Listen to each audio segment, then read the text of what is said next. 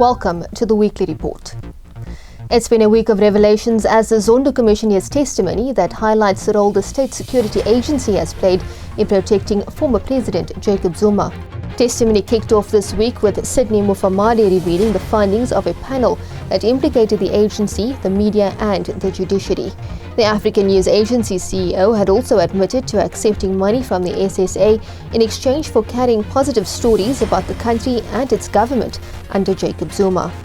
The panel he headed up into the SSA had testimony of a Project Justice that had reportedly bribed judges to rule in Zuma's favour while he was president.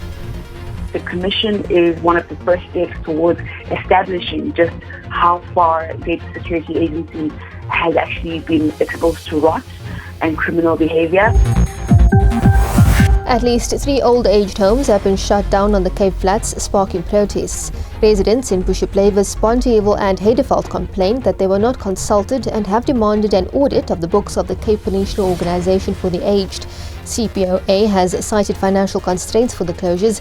It indicates that the affected families of the senior citizens were consulted on their relocation.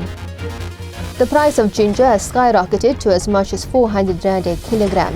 Demand for the medicinal root has spiked during the COVID-19 pandemic due to its immune-boosting properties. South Africa is set to import most of its ginger from Malaysia and China. The Competition Commission is investigating the exorbitant prices. 1 million doses of the AstraZeneca vaccine will arrive in South Africa on February 1st. It's the first batch of COVID-19 vaccines to touch down.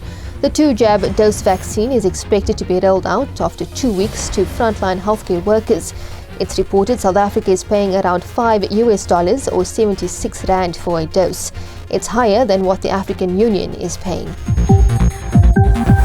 Some 250,000 people have been affected by Cyclone Eloise that pummeled central Mozambique. There has been widespread flooding. Health centres and classrooms have either been damaged or destroyed. The United Nations in Mozambique says this is a very bad wake-up call of how much the country is exposed to climate change. It adds that this yearly rendezvous with the cyclonic season is just too frequent for recovery to progress.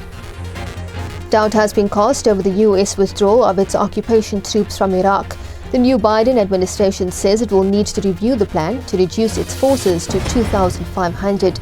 This has sparked outrage among Iraqis and lawmakers who have made it clear that they want the US out.